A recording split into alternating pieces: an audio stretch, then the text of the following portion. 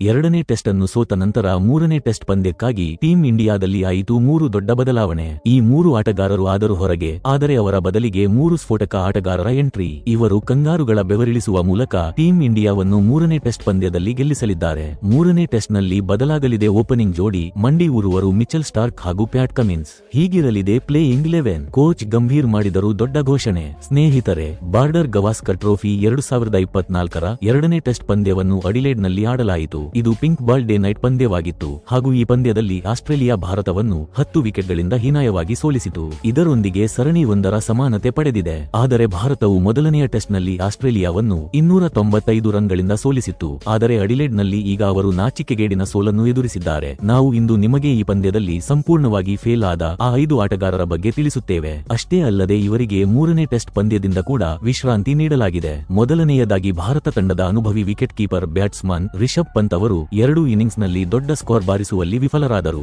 ಮೊದಲ ಇನ್ನಿಂಗ್ಸ್ನಲ್ಲಿ 21 ರನ್ ಹಾಗೂ ಎರಡನೇ ಇನ್ನಿಂಗ್ಸ್ನಲ್ಲಿ 28 ರನ್ ಬಾರಿಸಿ ಔಟ್ ಆದರು ಹಾಗೂ ಜನರು ಅವರಿಂದ ಹೆಚ್ಚಿನ ನಿರೀಕ್ಷೆ ಹೊಂದಿದ್ದ ಸಮಯದಲ್ಲೇ ಪಂತ್ ತನ್ನ ವಿಕೆಟ್ ಕಳೆದುಕೊಂಡರು. ನಂತರ ತಂಡದ ಸೋಲಿಗೆ ಮುಖ್ಯವಾದ ಕಾರಣವಾದರು ನಾಯಕ ರೋಹಿತ್ ಶರ್ಮಾ. ರೋಹಿತ್ ಶರ್ಮಾ ಅವರ ಕೆಟ್ಟ ಫಾರ್ಮ್ ಮುಂದುವರಿಯುತ್ತಿದೆ. ಅವರ ಬ್ಯಾಟ್ ಡೇ ನೈಟ್ ಟೆಸ್ಟ್ ನಲ್ಲಿಯೂ ಮೌನವಾಗಿತ್ತು. ಹಿಟ್ ಮ್ಯಾನ್ ಮೊದಲ ಇನ್ನಿಂಗ್ಸ್ನಲ್ಲಿ 3 ರನ್, ಎರಡನೇ ಇನ್ನಿಂಗ್ಸ್ನಲ್ಲಿ ಕೇವಲ 6 ರನ್ ಬಾರಿಸಿ ಔಟ್ ಆದರು. ಈ ಟೆಸ್ಟ್ ನಲ್ಲಿ ರೋಹಿತ್ ಅವರು ಮಿಡಲ್ ಆರ್ಡರ್ ನಲ್ಲಿ ಬ್ಯಾಟಿಂಗ್ ಮಾಡುತ್ತಿದ್ದರು. ಭಾರತೀಯ ತಂಡದ ರನ್ ಮಷೀನ್ ವಿರಾಟ್ ಕೊಹ್ಲಿ ಅವರು ಕೂಡ ಅಡಿಲೇಡ್ ನಲ್ಲಿ ಸಂಪೂರ್ಣವಾಗಿ ವಿಫಲರಾದರು. ಮೊದಲ ಇನ್ನಿಂಗ್ಸ್ ನಲ್ಲಿ 7 ರನ್ ಹಾಗೂ ಎರಡನೇ ಇನ್ನಿಂಗ್ಸ್ ನಲ್ಲಿ ಕೇವಲ 11 ರನ್ ಬಾರಿಸಿ ಔಟ್ ಆದರು. ಹಾಗೂ ಪಿಂಕ್ ಬಾಲ್ ಟೆಸ್ಟ್ ನಲ್ಲಿ ಕೂಡ ಕೊಹ್ಲಿಯ ಬ್ಯಾಟ್ ಸದ್ದು ಮಾಡಲಿಲ್ಲ ಮತ್ತು ರವಿಚಂದ್ರನ್ ಅಶ್ವಿನ್ ಈ ಪಂದ್ಯದಲ್ಲಿ ವಾಷಿಂಗ್ಟನ್ ಸುಂದರ್ ಅವರ ಬದಲು ಅವಕಾಶ ಪಡೆದುಕೊಂಡಿದ್ದರು. ಆದರೆ ಅಶ್ವಿನ್ ಅವರು ಕೂಡ ಬ್ಯಾಟಿಂಗ್ ಹಾಗೂ ಬೌಲಿಂಗ್ ಎರಡರಲ್ಲೂ ಅಷ್ಟು ಉತ್ತಮವಾದ ಪ್ರದರ್ಶನ ನೀಡಲಿಲ್ಲ. ಅಶ್ವಿನ್ ಮೊದಲ ಇನ್ನಿಂಗ್ಸ್ ನಲ್ಲಿ 22 ರನ್, ಎರಡನೇ ಇನ್ನಿಂಗ್ಸ್ ನಲ್ಲಿ 7 ರನ್ ಬಾರಿಸಿದರು ಮತ್ತು ಕೇವಲ ಮೊದಲ ಇನ್ನಿಂಗ್ಸ್ ನಲ್ಲಿ ಮಾತ್ರ ಬೌಲಿಂಗ್ ಮಾಡಲು ಅವಕಾಶ ಪಡೆದ ಅಶ್ವಿನ್ ಅವರು 53 ರನ್ ನೀಡಿ ಕೇವಲ 1 ವಿಕೆಟ್ ಪಡೆದರು. ಹಾಗೂ 22 ವರ್ಷದ ಯುವ ವೇಗದ ಬೌಲರ್ ಹರ್ಷಿತ್ ರಾಣಾ ಅವರಿಗೆ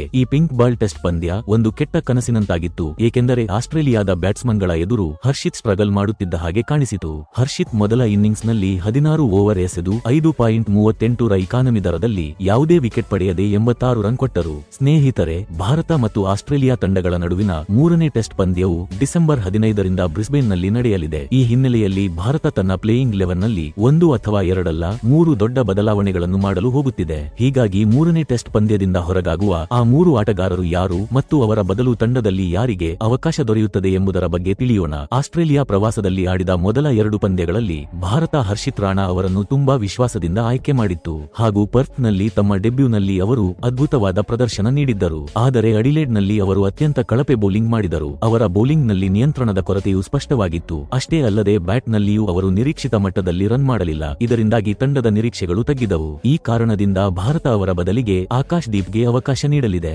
ಆಕಾಶ್ ದೀಪ್ ಅವರು ಮೊಹಮ್ಮದ್ ಶಮಿ ಶೈಲಿಯಲ್ಲಿ ಬೌಲಿಂಗ್ ಮಾಡುವ ಸಾಮರ್ಥ್ಯ ಹೊಂದಿದ್ದಾರೆ. ಭಾರತದಲ್ಲಿ ಕೂಡ ಅವರು ಉತ್ತಮ ಪ್ರದರ್ಶನ ತೋರಿದ್ದಾರೆ ಮತ್ತು ಫಸ್ಟ್ ಕ್ಲಾಸ್ ಕ್ರಿಕೆಟ್ ನಲ್ಲೂ ಉತ್ತಮ ಅನುಭವವನ್ನು ಹೊಂದಿದ್ದಾರೆ. ಹೀಗಾಗಿ ಹರ್ಷಿತ್ ರಾಣಾ ಅವರನ್ನು ಹೊರಹಾಕಿ ಆಕಾಶ್ ದೀಪ್ ಅವರನ್ನು ತಂಡದಲ್ಲಿ ಸೇರಿಸುವುದು ಬಹುತೇಕ ಖಚಿತವಾಗಿದೆ.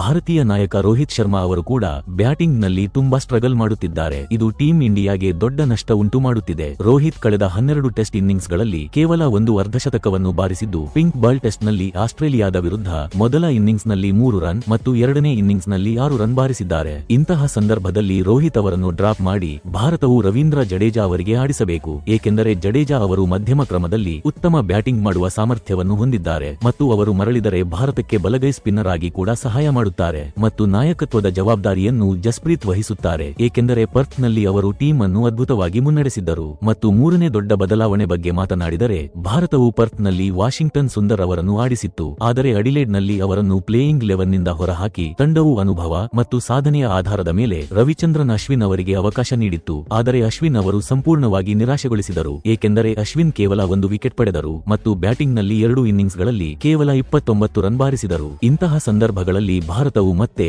ವಾಷಿಂಗ್ಟನ್ ಸುಂದರ್ ಅವರತ್ತ ಗಮನ ಹರಿಸಬೇಕು. ಏಕೆಂದರೆ ಕಳೆದ ಕೆಲವು ಟೆಸ್ಟ್ ಪಂದ್ಯಗಳಲ್ಲಿ ಅವರು ಅಶ್ವಿನ್ ಗಿಂತ ಉತ್ತಮ ಪ್ರದರ್ಶನ ನೀಡಿದ್ದಾರೆ. ಮೂರನೇ ಟೆಸ್ಟ್ ಪಂದ್ಯದಲ್ಲಿ ಸಂಭವಿಸಲಿರುವ 3 ದೊಡ್ಡ ಬದಲಾವಣೆಗಳು ಇದಾಗಿತ್ತು. ಸ್ನೇಹಿತರೆ, ನಿಮ್ಮ ಪ್ರಕಾರ ಈ ಬದಲಾವಣೆಗಳನ್ನು ಮಾಡಬೇಕೋ ಬೇಡವೋ, ಎಸ್ ಅಥವಾ ನೋ ಎಂದು ಕಮೆಂಟ್ ಮಾಡುವ ಮೂಲಕ ನಿಮ್ಮ ಅಭಿಪ್ರಾಯವನ್ನು ತಿಳಿಸಿ.